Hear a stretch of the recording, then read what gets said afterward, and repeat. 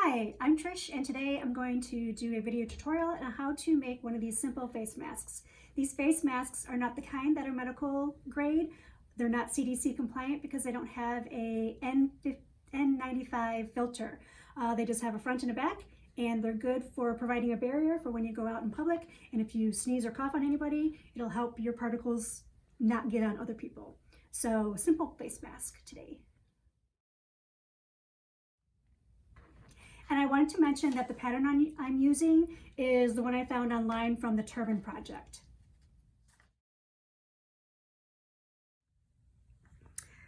The supplies you need for a face mask are one piece of flannel for the backing, measuring 9 inches by 6 inches rectangle. And then the front of your face mask can be a 100% cotton fabric, also measuring 9 inches by 6 inch rectangle. You'll need 2 straps of elastic for wrapping around your ears. Those guys measure 7 inches. I use these handy dandy little clips for one of the last steps. Those are helpful to have. But if you don't have those, pins will be just fine. And then ruler for measuring and cutting out your fabric, scissors and thread. All right, step 1, you're going to take your 2 pieces of fabric, your flannel and your cotton, and you're going to put them together. This is the outside of your mask. This is the wrong side of your fabric, so I call this the pretty side. So you're going to take the pretty side and place it on top of the pretty side of your flannel. This flannel has an obvious pretty and wrong side. This is the wrong side. So you're going to attach the elastic to the side. When you're done, it's going to be sticking out like this, but we always sew things inside out. So we're going to place the elastic in the corner, the top right-hand corner, and lay your outside fabric pretty side down. Doink. You can hold your elastic in place with a pin so that guy doesn't squiggle out of its spot.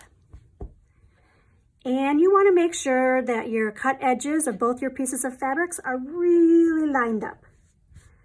So hold those in place with a pin too. You can put as many pins as you want. I'm just going to put 2 for now. We're going to take this over to the machine and do a 3/8 seam allowance right down the right-hand side. Okay, we're ready for step 2, which is sewing a seam right along the right-hand side. I have a piece of washi tape here to mark my seam allowance. I have placed it right on the line of the 3/8 seam allowance. That way, when I place my fabric to sew, I can line up the edge of my fabric with the edge of the tape. And if I'm keeping that nice and straight, I'm going to have a nice straight seam allowance as I sew along. I don't want to have my fabric drift over the tape or drift away from the tape, because then I won't have a nice straight line. It'll get all crookedy. So keep that edge kissing your tape, and then you'll have a nice straight seam. You don't want to forget about the bottom part of the elastic. So before you get too far on your seam, stop, grab your elastic, make sure that it's nice and flat and hasn't twisted up on you. Bring that elastic over to the bottom right corner and place it in its position. And then you can put your top fabric on again and continue sewing. I like to do a back stitch to make it extra secure.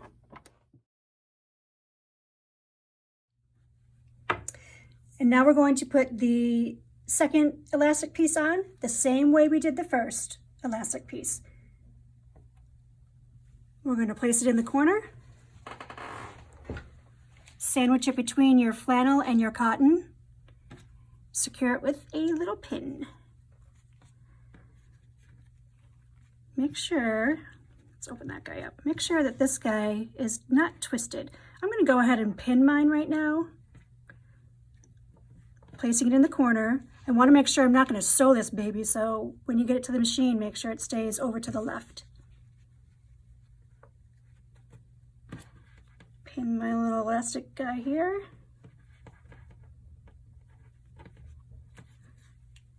Make sure your edges are lined up. Bring it on over and stitch on down.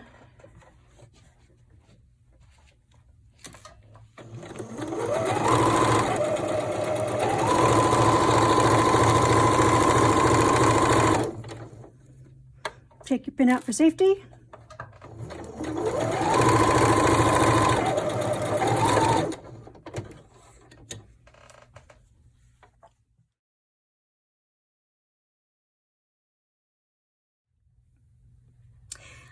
Next, we're going to sew a seam along the bottom and the top.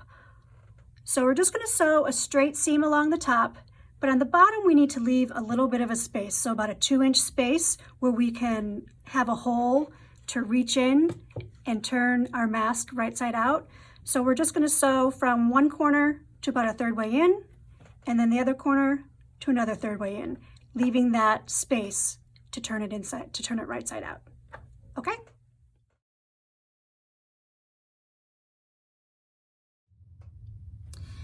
And the next step is to reach into that little hole you kept and turn it right side out. This is where I like to grab my handy dandy chopstick, and I use the tip of the chopstick to poke out those little holes, those corners, to make them nice and crisp. I also take the chopstick and run it along my seams to help bring that seam on top. What happens is that seam tends to fold in on itself, and I don't want those folds. So if I just take that chopstick and run along that seam, it helps bring that seam right on top.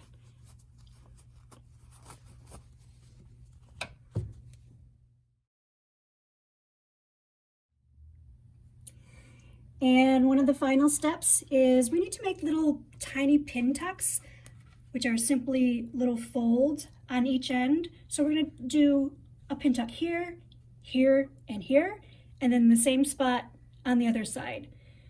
So we just take a little fold, and I'm going to keep that folded by using a clip. You can use a pin if you don't have these guys, and just eyeball it on the other side to make sure that it's the same distance of a fold. Clip that, and then you do it here and here.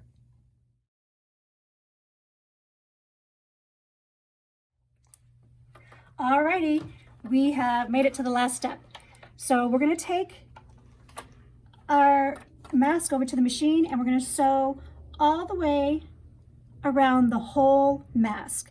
We want to make sure that when we get over these folds that we kind of hold on to them, and I'll show you what I mean when I get over there. They tend to come unfolded, so we have to kind of hold them down as we're sewing close to the edge. We also have this little hole here that we want to make sure to close up.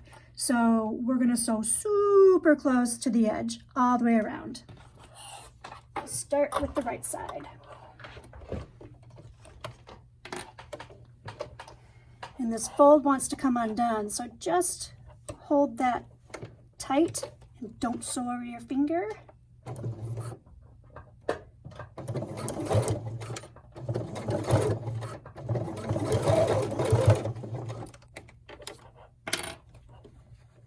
I'm using more of a 1/4 inch seam so I stay close to the edge of my fabric.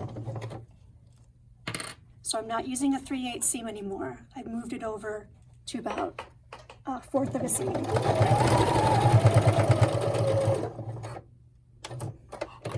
Turn. This is where the hole is, so I want to make sure that I get really close to the edge there. Otherwise, my hole will not, the edges of my hole will flop back out. So make sure those babies are folded inside.